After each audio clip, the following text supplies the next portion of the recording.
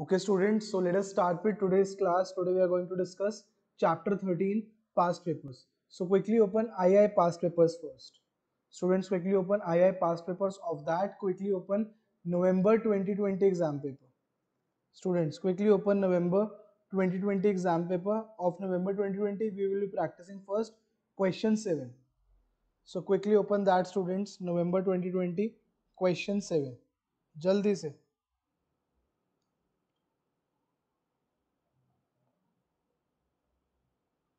November 2020 question 7. So let me share it more on my screen. So this is the question, students, that we are going to discuss first. So this is the question. So 4 marks question, easy question. I am giving you 4 minutes to think over it and then we will discuss it. बहुत straightforward सा question है, MCQ type question है. You just have to mark the option number in your exam, but right now we will be practicing it in full. So quickly make sense out of this question, then we will discuss. जल्दी से.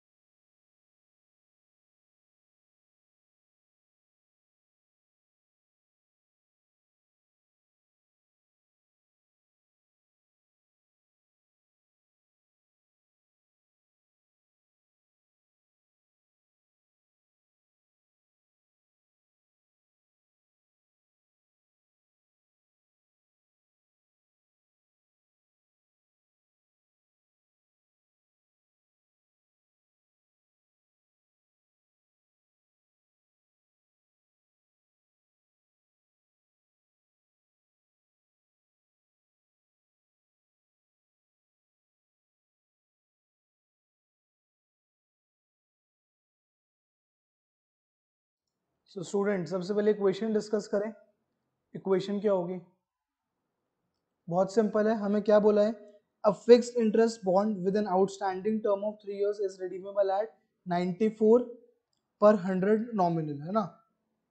Redeemable eight 94 पर 100 nominal. The bond page a coupon of 8% per annum payable semi annually. बेटा payable semi annually है, तो क्या निकालना है हमें? हमें यील्ड टू मैच्योरिटी निकालनी है. हमें यील्ड टू मैच्योरिटी निकालनी है. तो सबसे पहले मुझे बताओ कितने में परचेज करेंगे हम इसको. ये लैंग्वेज देख के बहुत बच्चे कंफ्यूज हो जाते हैं.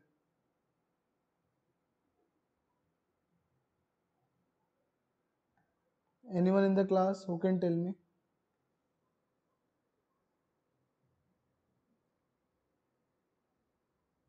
Perfect, very good, student. I have started receiving equations now. So it will be 94 equals to 94 equals to two ways to write. Either you can write it, even you can write it in annual format or half yearly format. तो easy करने के लिए हम इसको half yearly format में लिख लेते हैं. तो it will be what? या एनुअल फॉर्मेट में लिख लेते. Totally up to you. तो एनुअल फॉर्मेट में बेटा क्या आ जाएगा? 8A3 payable half yearly plus 100 plus 100V3. तो बेटा यील्ड टू मैच्योरिटी मतलब क्या हुआ? मैच्योरिटी तक अगर ये बॉन्ड हम होल्ड करें तो कितना हमें रिटर्न आएगा? एज एन इन्वेस्टर हमें कितना रिटर्न मिलने वाला है? तो एट द रेट I%. तो हमें वो I% ही बताना है क्वेश्चन में. That's it. Easy question.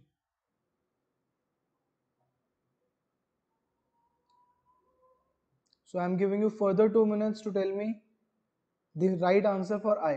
Quickly solve it. You will be using linear interpolation in this case. So you can just directly apply linear interpolation in your calculator as well. Because बेटा ये MCQ type question है. आपको working नहीं show करनी है. आप directly अपने calculator में लीनियर इंटरपोलेशन की इक्वेशन पुट करो, फाइनल आंसर बता दो। जो ऑलरेडी हमने जो यूट्यूब पे कैलकुलेटर की वीडियोस अपलोड करी है उसका जो लास्ट पार्ट है उसमें आपको मिल जाएगा, you can check out on our YouTube channel, उसमें आपको डायरेक्टली मिल जाएगा अगर अभी तक भी किसी ने गो थ्रू नहीं करा। ऑल्दो ये मैं क्लासेस में बहुत बार रिपीट कर चुका हूँ अपनी पास पेपर की क्लासेस में। So last 60 second students quickly tell me right answer for I, जल्दी से।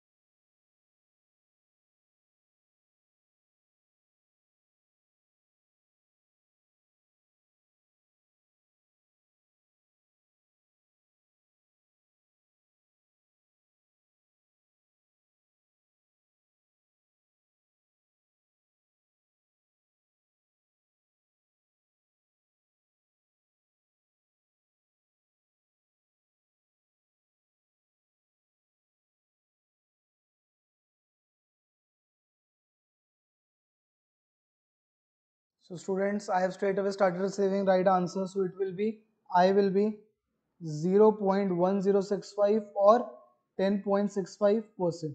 So option C is the right answer. Option C is the right answer. Anyone having any doubt or shall we move to next question? जल्दी से बेटा, आज हमें maximum questions practice करने हैं.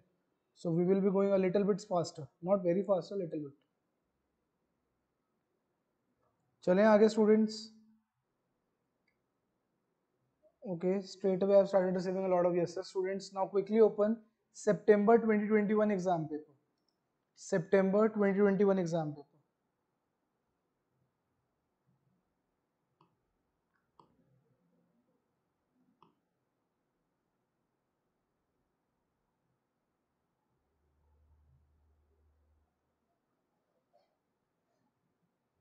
So of that September 2021 exam paper, quickly try to solve question 1.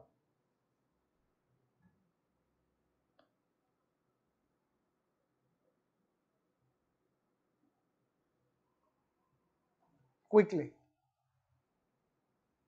So 4 marks question, students. Again I am giving you 4 minutes to think over it and then we will discuss it. Quickly make sense out of this question in next 4 minutes and tell me the final answer. Again it is an MCQ type question, you just have to mark the option it, but again we are doing it in class only, तो हम पूरा इसको detail में discuss करते हैं. जल्दी से start करो. Easy question.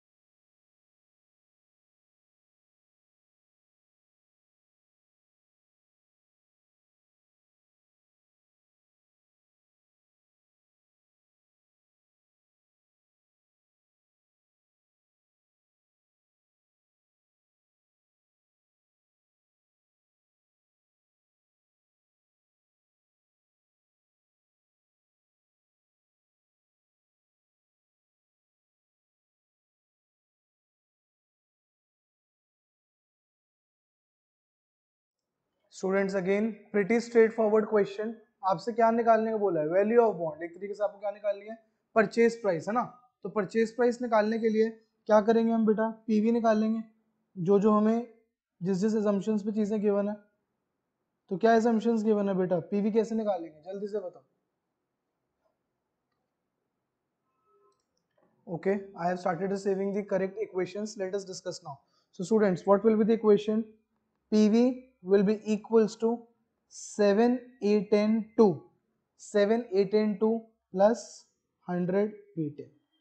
क्योंकि 7 क्या था बेटा मेरा, 7 कूपन था, 7% बोलो ना, 100 नॉमिनल पे 7% विल बी 7, लेकिन वो पेबल कैसा था, again semi annually, that means half yearly for 10 years, payable half yearly plus 100 on redemption, और उसको भी आप 10 ईयर से डिस्काउंट कर दोगे। तो इतनी इजी इक्वेशन थी। करेक्ट आंसर तो आप लोग सबने दे ही चुके already, 88.15, that is option A.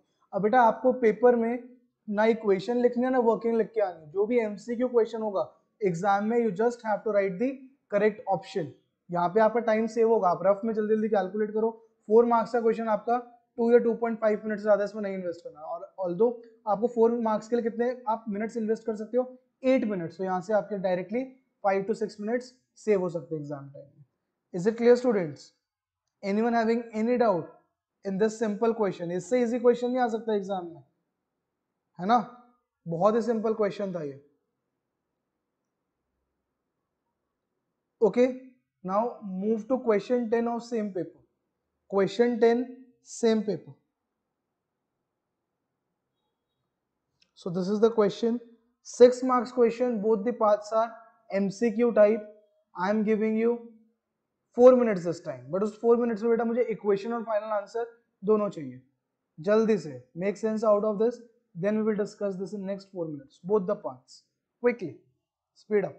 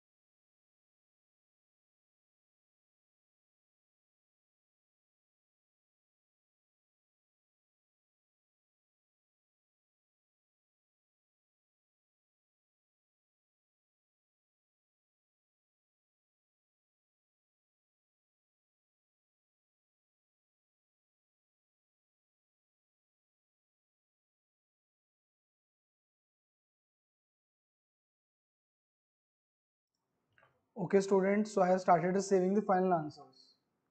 I have started receiving the final answers now. Shall we discuss or you need more time?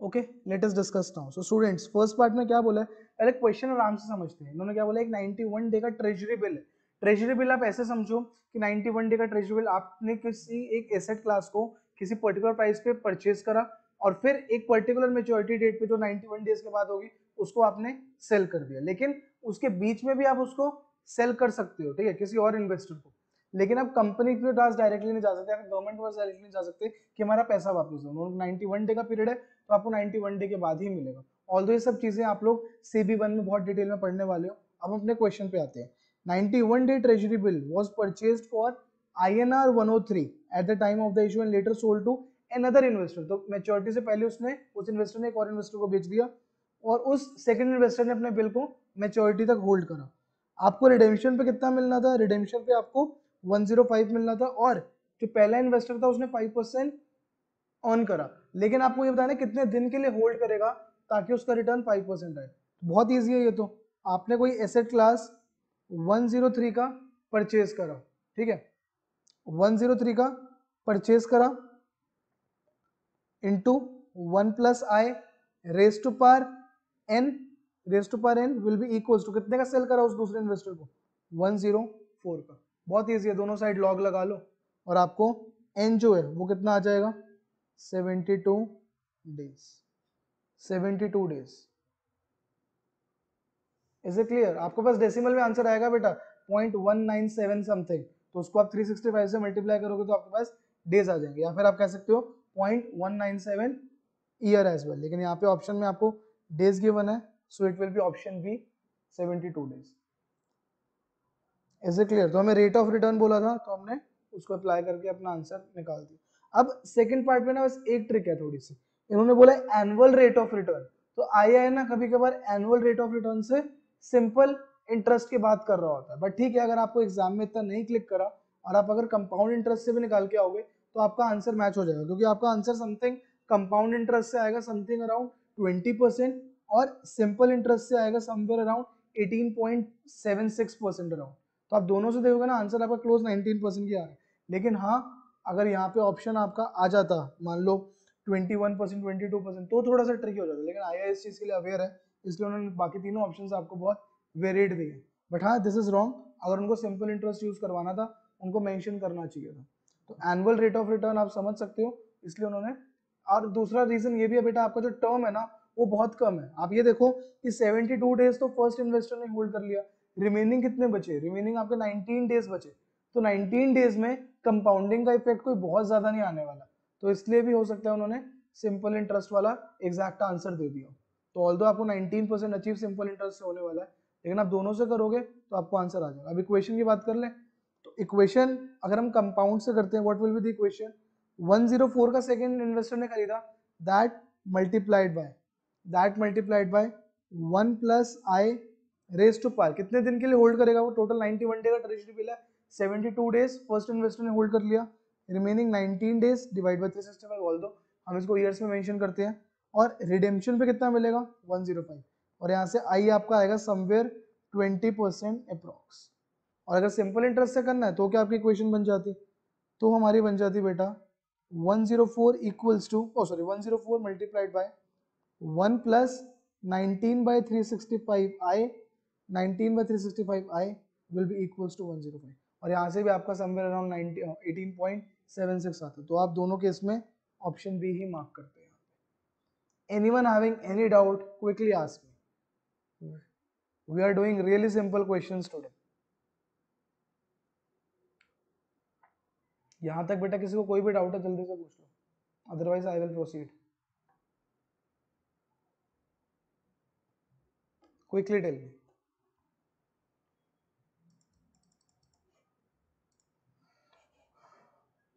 okay students let us do one more simple question students quickly open IFOA exam papers we will be doing September 21 question 5 September 21 question 5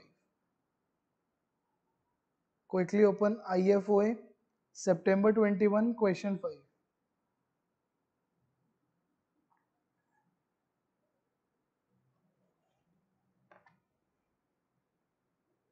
So this is the question that I am talking about. September 21 question 5. 7 marks question.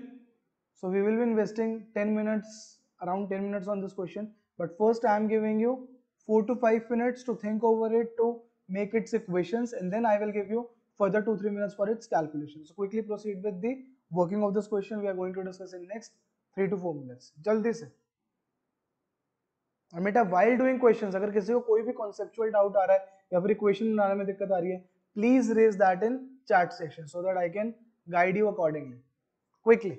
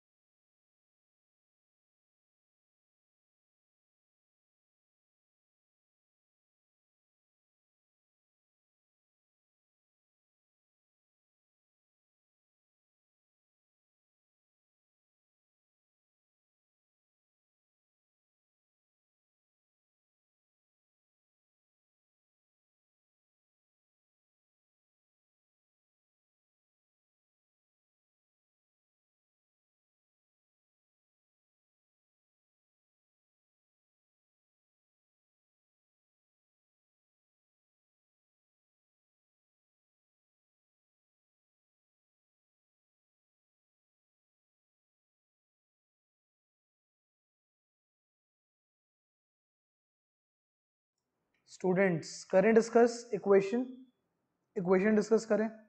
तो सबसे पहले हम timeline बनाते हैं और उससे पहले भी हम क्वेश्चन समझते हैं. क्या बोला है, एक इक्विटी है जो आप एक्सपेक्ट करो जिसपे आपको डिविडेंड मिलेगा 0.2 पर शेयर. 0.2 पर शेयर का डिविडेंड मिलेगा, लेकिन 2 इयर्स बाद. पहला डिविडेंड आपको 2 इयर्स बाद मिलेगा और उसके बाद हर सब्सिक्वेंट ईयर में वो डिविडेंड आपका 6% से इंक्रीज करता जाएगा फॉर नेक्स्ट 10 इयर्स. और उसके 10 इयर्स के बाद वो जो डिविडेंड है वो बेटा 3% से इंक्रीज करता जाएगा. ठीक है, पहले 10 इयर्स में 6% से और उसके बाद सब्सिक्वेंट ईयर्स में 3% से वो इंक्रीज करता जाएगा परपेचुइटी में. मींस आपको इनफाइनाइट तक उसको इंक्रीज करवाते जाना है. लेकिन आपको क्या निकालनी है, उसकी प्रेजेंट वैल्यू. तो सारा आपको डिस्काउंटेड कैश फ्लो मेथड सिखा रहे हैं कि हर एक कैश फ्लो को आपको डिस्काउंट करके जीरो पे लेके आना है यूजिंग इंटरेस्ट रेट एज 7%. बहुत सिंपल क्वेश्चन है ये. तो अगर आपके एनविटीज वाला कॉन्सेप्ट क्लियर है then it is a cake walk for you. तो बेटा सबसे पहले हम क्या बना लेते हैं, टाइमलाइन. टाइमलाइन ध्यान से समझेंगे. 0 1 2. पहला डिविडेंड कहाँ पे हमें अचीव होगा, टाइम 2 पे 0.2 का. देन टाइम 3 पे कितने का, 0.2 इंटू 0.2 इंटू 1.06, 0.2 इंटू 1.06, उसके बाद कितने का, anyone in the class? Again ये 1.06 से बढ़ता जाएगा, कब तक? 10 सब्सिक्वेंट इंक्रीजेस देने हैं। तो पहला इंक्रीज अगर टाइम 3 पे है, पहला इंक्रीज अगर टाइम 3 पे है, तो लास्ट इंक्रीज कौन से टाइम पे होगा? Anyone in the class who can tell me? अगर पहला इंक्रीज बेटा हमारा टाइम 3 पे है, तो लास्ट इंक्रीज कौन होगा? Very good student, very good. Last increase हमारा टाइम 12 पे होगा, तो 12 पे वैल्यू कितनी हो जाएगी? 0.2 इंटू 1.06 रेज़ टू पावर 10। उसके बाद टाइम 13 ऑनवर्ड्स वो क्या हो जाएगा? 0.2 into 1.06 raise to power 10 into 1.03, और उसके बाद हर सब्सिक्वेंट ईयर पे वो 1.03 फैक्टर से इंक्रीज होता जाएगा परपेचुइटी तक। बस ये आपका इक्वेशन है, इसकी आपको प्रेजेंट वैल्यू निकालनी है, दैट्स इट। तो अगर मैं इसकी प्रेजेंट वैल्यू की इक्वेशन बनाना शुरू करूं तो कैसे बन जाएगी बेटा? 0.2 इंटू वी स्क्वायर, पहली पेमेंट पे वी स्क्वायर है क्योंकि पहला डिविडेंड हमारा 2 इयर्स बाद मिलना है। Then next will be 0.2 into 1.06 V cube.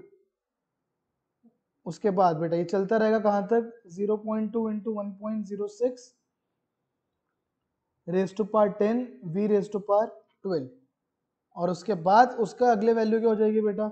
0.2 into 1.06 raise to power 11, sorry 1.06 raise to power 10 into 1.03 into V13। तो यहाँ पे अब थोड़ी सी हमें मैथ अप्लाई करनी पड़ेगी, देखना पड़ेगा क्या क्या कॉमन निकलता है, तो वो वाला मैं आपको एक स्टेप और बता देता हूँ। तो सबसे पहले बेटा 0.2 वी स्क्वायर को बाहर निकाल लो, 0.2 वी स्क्वायर को हम बाहर निकाल लेते हैं, तो क्या बचेगा? 1 प्लस 1.06 वी, देन 1.06 वी का whole square and so on. Last value क्या आएगी बेटा? लास्ट वैल्यू विल बी, अगर हम इसको लास्ट वैल्यू कर ले, या फिर चलो इसको लास्ट वैल्यू कर लेते, तो last value will be 1.06 V raise to power 10। ठीक है, अब नेक्स्ट वैल्यू क्या आएगी हमारी? नेक्स्ट वैल्यू समझो, what will be the next value? It will be, अब मैं इस वाले ब्रैकेट को बेटा क्लोज कर दिया, इट विल बी 0.2। अब इसमें से भी हम कॉमन निकाल लेते हैं, 0.2 इंटू 1.06 रेज टू पावर 10, और क्या कॉमन निकाल सकते हैं? हर पेमेंट में 1.03 का फैक्टर आएगा, तो उसको भी कॉमन निकाल लें, और हर पेमेंट में V13 तो आएगी ही आएगी। तो ये हमारा एक और इक्वेशन बन जाएगी, और यहाँ से इक्वेशन क्या आएगी?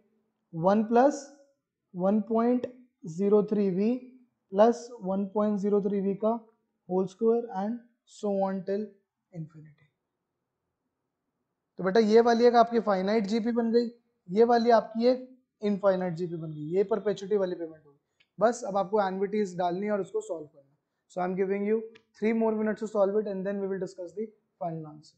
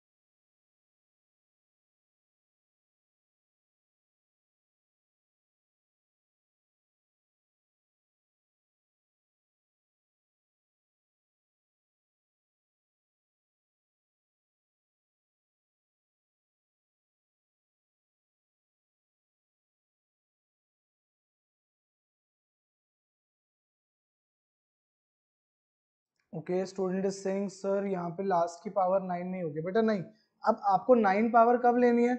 जब आप इस वाली टर्म को इस वाली सीरीज के साथ इंक्लूड करा दो। मीन्स अगर इस वाली टर्म को अगर आप इस वाले सीरीज के साथ इंक्लूड कराना चाह रहे हो तब आप यहाँ पे 9 तक ले सकते हो, लेकिन मैंने इस वाली टर्म को सेकंड सीरीज में इंक्लूड कराया तो मैं 10 तक ही लूंगा। आपको समझना है ये 6% के 10 इंक्रीजेस होने हैं। Read the question very carefully student. So there are 10 increases with 6% and then 3% increases till infinity. तो 1.06 raised to power 10 वाला फैक्टर आएगा बेटा। If anyone still having any doubt, quickly ask me. Otherwise, I will reveal the final answer. Calculation में तो किसी को दिक्कत नहीं है, नॉर्मल जीपी बना के इसको सॉल्व कर लो। क्या होता है जीपी का फॉर्मूला? एक फाइनाइट जीपी का फॉर्मूला होता है a into one minus R N upon one minus R, और इनफाइनाइट जीपी का a upon one minus R. That's it.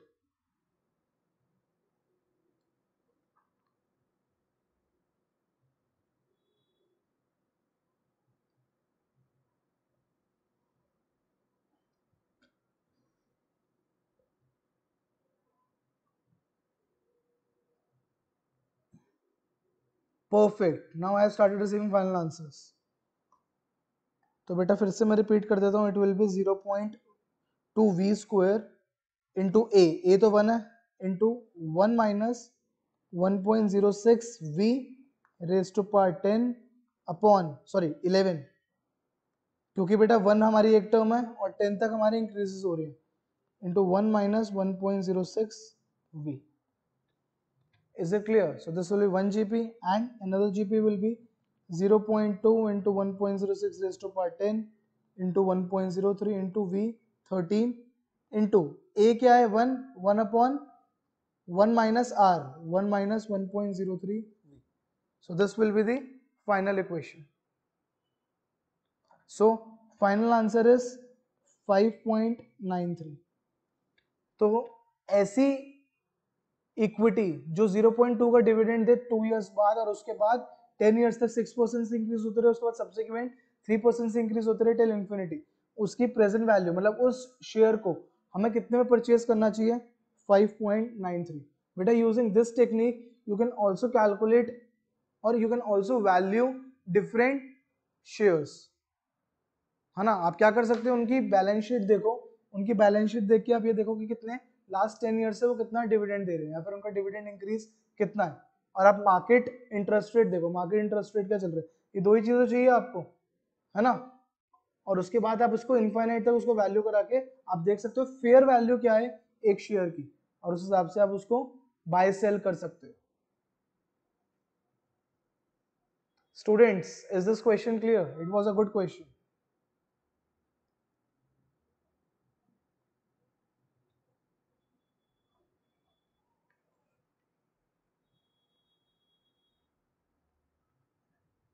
Okay, I have started receiving a lot of yeses.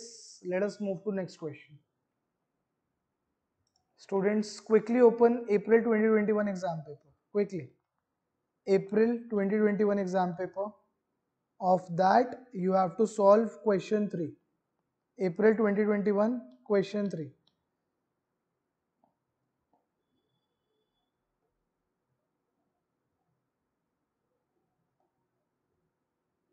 So let me show you this question on my screen. So this is the question that we are targeting now, students. April 21 question 3. So calculation देखो सिर्फ 5 marks की है, 3 marks की तो सिर्फ commenting है। तो आप देख रहे हो ऑनलाइन एग्जाम्स कन्वर्ट होने के बाद कमेंटिंग की कितनी ज्यादा यूटिलिटी हो गई। अभी हमने पिछले एक 5 मार्क्स का क्वेश्चन देखा था जो हम चैप्टर 14 में डिस्कस करेंगे, है ना, जहाँ पे इंटरेस्ट रेट्स के ऊपर टारगेट कमेंटिंग करना था। अब इस क्वेश्चन में डायरेक्टली आपको 3 मार्क्स तो कमेंटिंग के दे दिए। तो देखा जाए हम 6 मिनट्स इन्वेस्ट कर सकते हैं, लेकिन इतने हमारे होंगे नहीं अगर हमें फर्स्ट पार्ट ढंग से क्लियर है। So students, I am giving you 5 minutes to think over first part, then we will discuss, then I will give you further 2-3 minutes for calculation. जल्दी से क्वेश्चन समझो, उसकी इक्वेशन बनाओ, then we will discuss.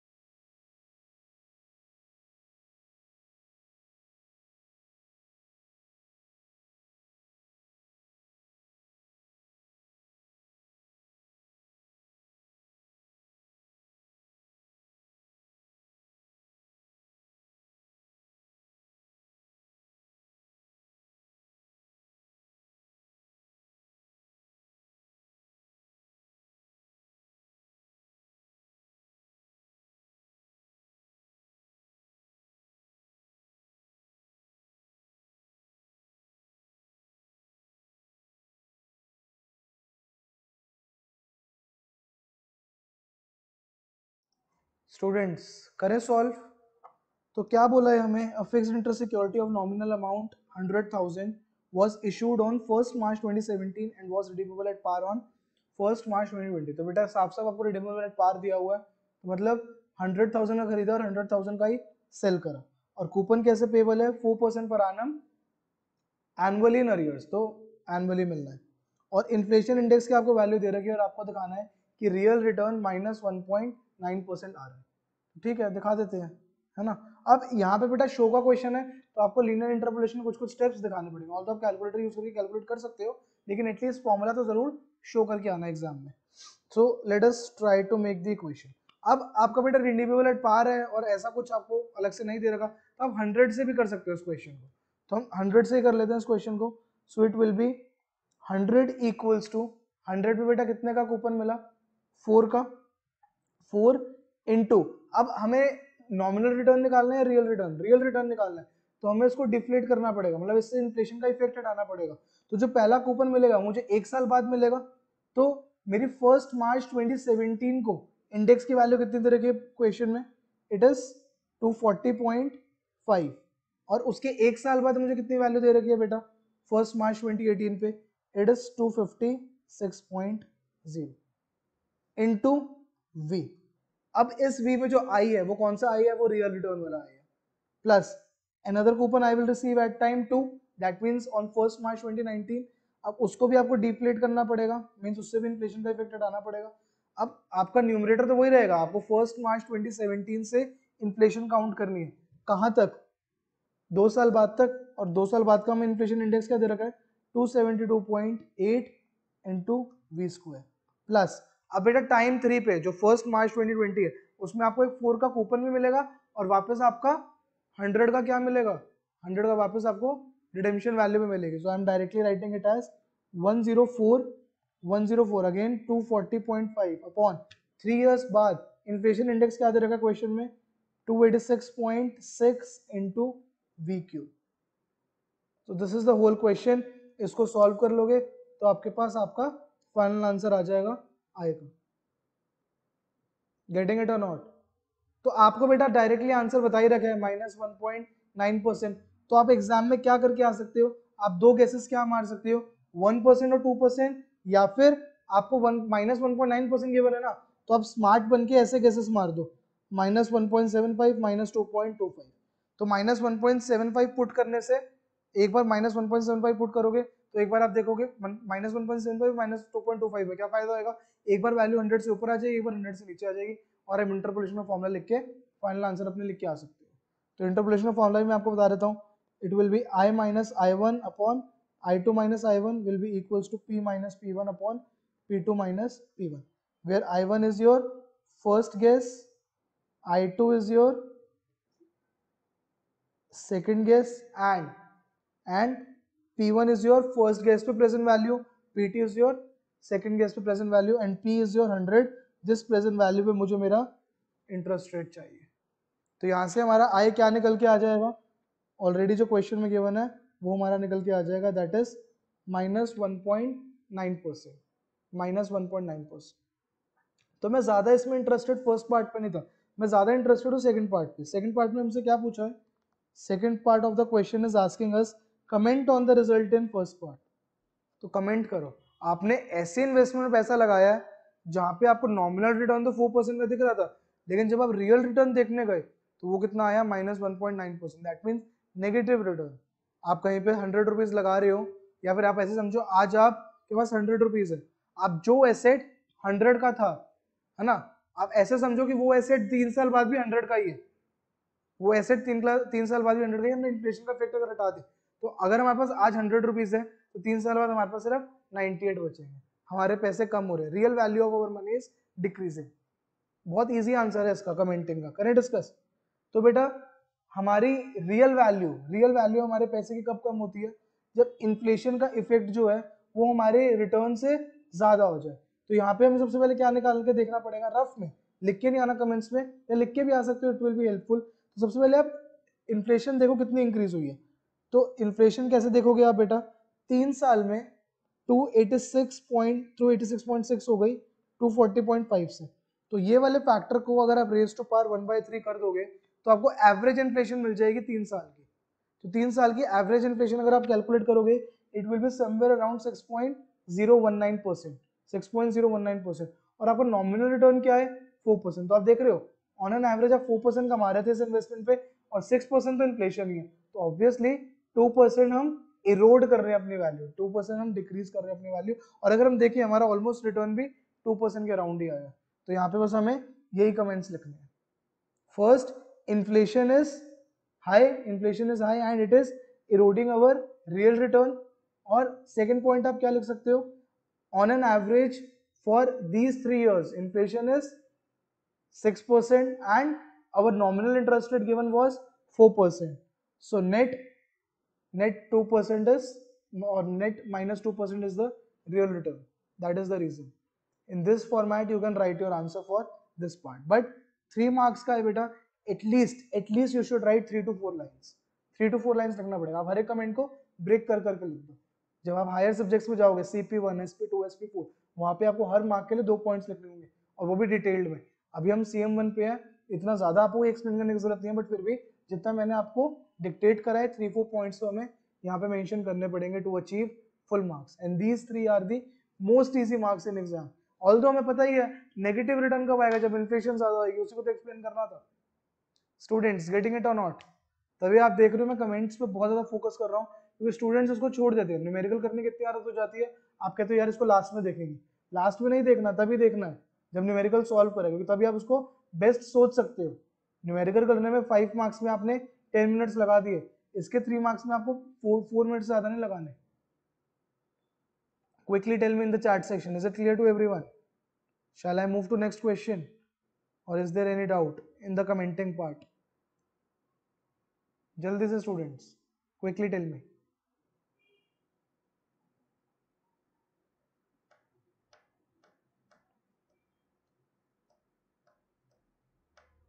Okay, I have started receiving a lot of yeses, a lot of messages as clear, clear, clear.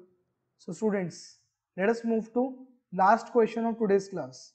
Last question of today's class. Quickly open September 2020 exam paper. September 2020 exam paper.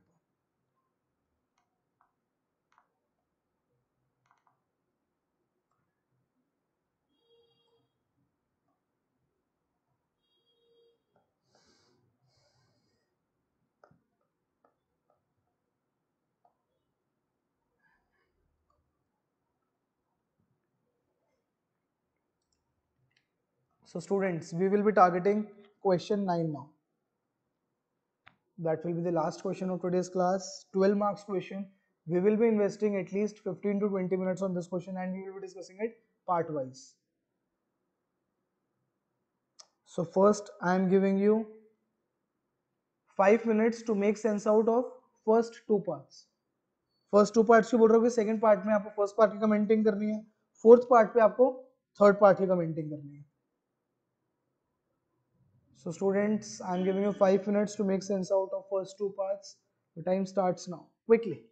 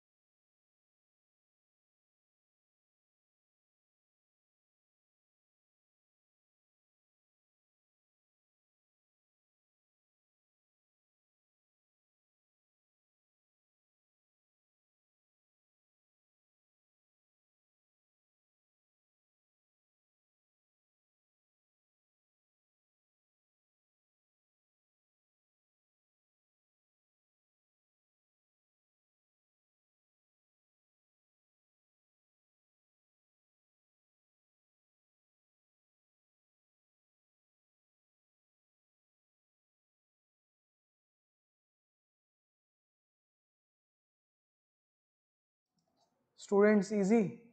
तो मैं देख रहा हूँ मेरे पास first part का answer तो सबके पास सबका आ गया, फर्स्ट पार्ट का आंसर भी सबने दे दिया न्यूमेरिकली भी और वैसे भी, लेकिन सेकंड पार्ट की एग्जैक्ट एक्सप्लेनेशन नहीं आई।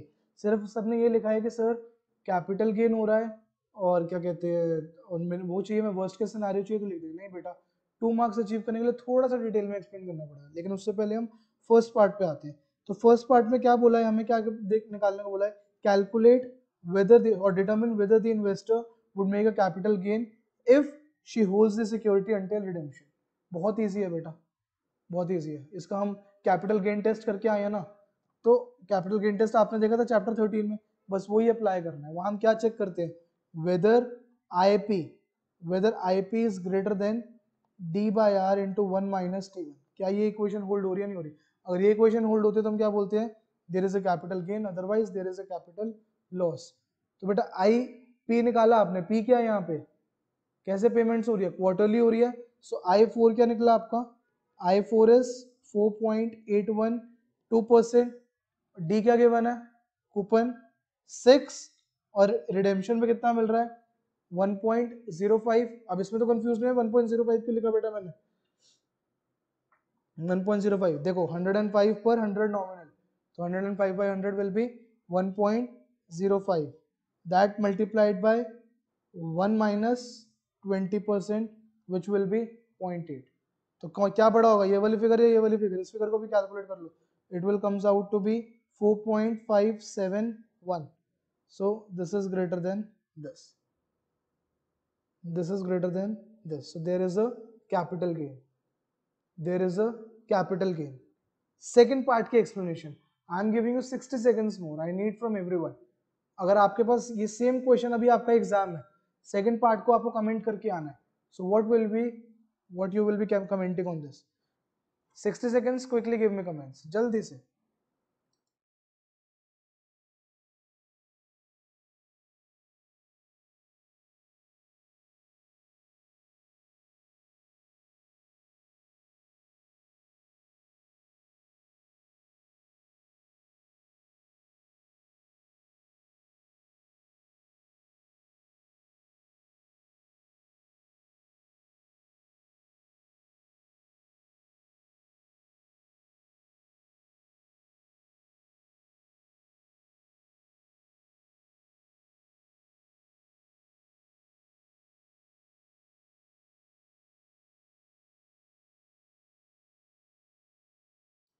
स्टूडेंट्स करेंट डिस्कस इजी था, so I have received few comments now. तो बेटा सबसे पहले तो हमें वही लिखना जो हम बुक में सीख के आए हैं, since we the investor needs at least return, that means minimum return. तो मिनिमम रिटर्न कहाँ पे मिलेगा, मिनिमम रिटर्न मिलेगा वर्स्ट केस सिनेरियो में। वर्स्ट केस सिनेरियो क्या होगा, as late as possible, investor should redeem as late as possible. ठीक है, yes student. So what was I saying कि यहाँ पे फर्स्ट कमेंट तो मान लिया बहुत सिंपल है, अगेन एटलीस्ट रिटर्न चाहिए, मिनिमम रिटर्न चाहिए, तो worst case scenario will be to redeem as late as possible, so she will be choosing 25 years। And यहाँ पे आप एक लाइन और गाइड कर सकते हो कि as late as possible is not in control in borrowers hands, है ना, लेकिन उनके पास क्या ऑप्शन है 20 और 25 years का, तो उसमें से वो क्या चूज करेंगे 25 years। So this is all that you can write in this part. Okay, let us read out the third part, that is calculate the maximum price that the investor should pay per 100 nominal। 5 marks, I am again giving you 5 minutes to think over it, to make sense out of it, to make its equations, and then we will discuss। जल्दी से, I need maximum equations this time, last numerical है आपका आज की class का, जल्दी से, उसके बाद फिर हम इसके कमेंटिंग डिस्कस करेंगे।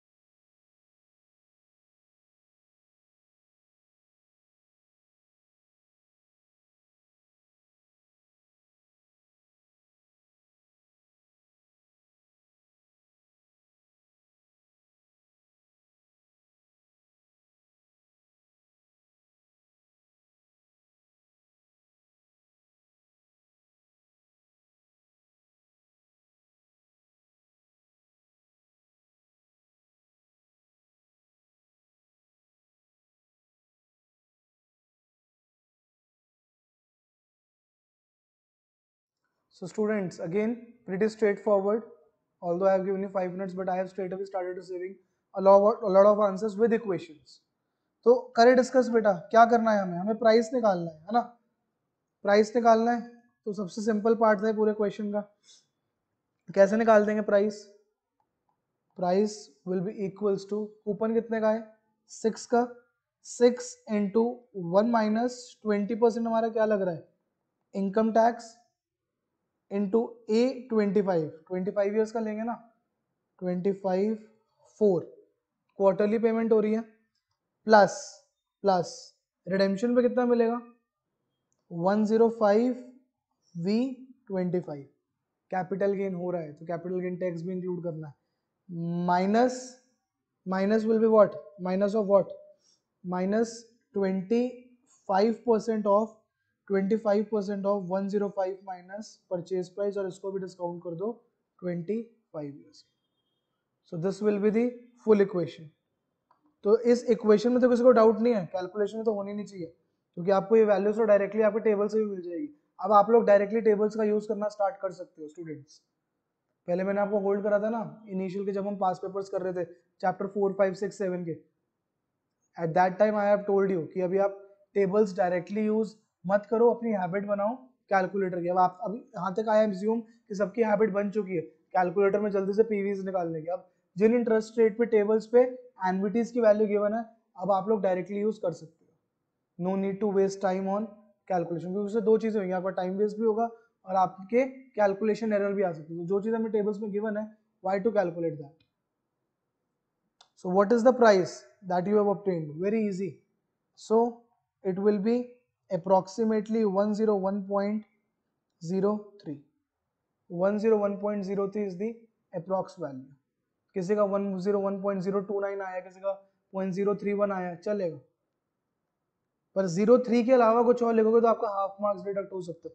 अगर आप अप्रोक्सीमेटली 101.02 लिख के आओगे, then there is a chance that half marks can be deducted. Students, clear? Now quickly move to fourth part. Again, very important.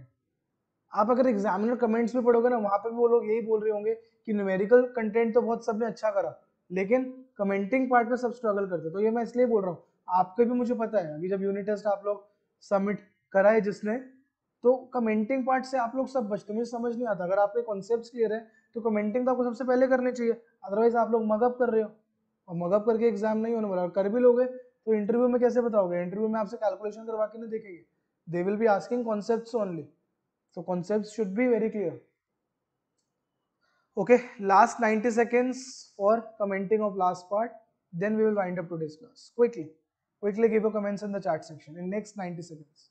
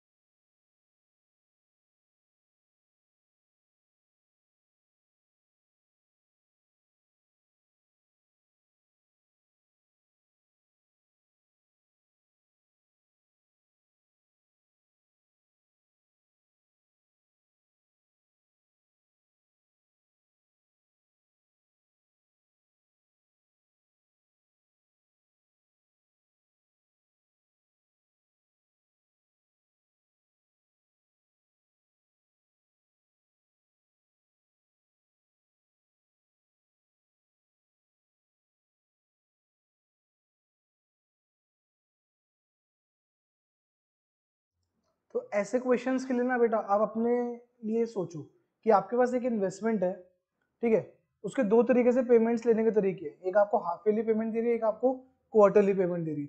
तो इन्वेस्टर सबसे पहले अगर उसको दोनों सेम प्राइस में मिल रहा है, कौन सा चूज करेगा? ऑब्वियसली जहाँ पे आपको जल्दी जल्दी पेमेंट्स मिल रही है, तो जो आपका क्वार्टरली है, आपका हाफ ईयरली है, तो हाफ ईयरली वाला इन्वेस्टर के लिए लेस वैल्यूएबल होगा, क्योंकि आपको क्वार्टरली पे जल्दी फ्रीक्वेंसी पे पेमेंट्स मिल रही है और हाफ ईयरली पे as compare to quarterly less frequency पे पेमेंट्स मिल रही है। तो अगर आपको कम फ्रीक्वेंसी में पेमेंट मिल रही है तो आप ऐसी इन्वेस्टमेंट के लिए प्राइस ज्यादा देना चाहोगे या कम देना चाहोगे? Obviously we will be tend to give a bit lesser price to that. तो यहाँ पे आपका आंसर क्या होने वाला है? As payments will be received less frequently, है ना, तो लेस फ्रीक्वेंटली पेमेंट हो रही है एज कंपेयर टू क्वार्टरली, तो इन्वेस्टर के लिए वो इन्वेस्टमेंट ज्यादा अच्छी होगी या कम अच्छी होगी? ऑब्वियसली हाफ ईयरली वाली थोड़ी सी कम अच्छी होगी, so investor will be willing to pay a bit less for that investment. Students, getting it or not? So I have almost received the right answer. So let me read out your answers. If coupons would be paid half yearly instead of quarterly, then the purchase price would be a bit less to obtain the same yield. If coupons are received earlier, then price of the bond will fall at same rate of return. ठीक है, partially correct. फिर भी आपको बेटा थोड़ा सा improvise करने पड़ेंगे अपने कमेंट्स। आपके सिंगल लाइन वाले कमेंट्स में ना हो सकता है एग्जामिनर आपको 1 या 1.5 दे, लेकिन टू अचीव 2 मार्क्स आपको पॉइंट्स में ब्रेक करके अपना आंसर लिखना पड़ेगा। एटलीस्ट 2 मार्क्स के लिए 2 या 3 पॉइंट्स तो लिख के आओ एग्जाम में to achieve full marks. Students, getting it और नॉट? समझ आए? तो आज की क्लास में हमने बहुत कमेंटिंग डिस्कस करी और चैप्टर 13-14 में वो लोग एक्सपेक्ट भी करते हैं आपसे कि आपको अच्छे से कमेंटिंग करनी आनी चाहिए। Any doubt still here students? Quickly tell me, quickly update me, or all clear till here? Okay, I have started receiving a lot of yeses, so I am assuming सबको यहाँ तक clear है। Okay students, then let us do till here today. So that's it for the day. We'll continue in next class.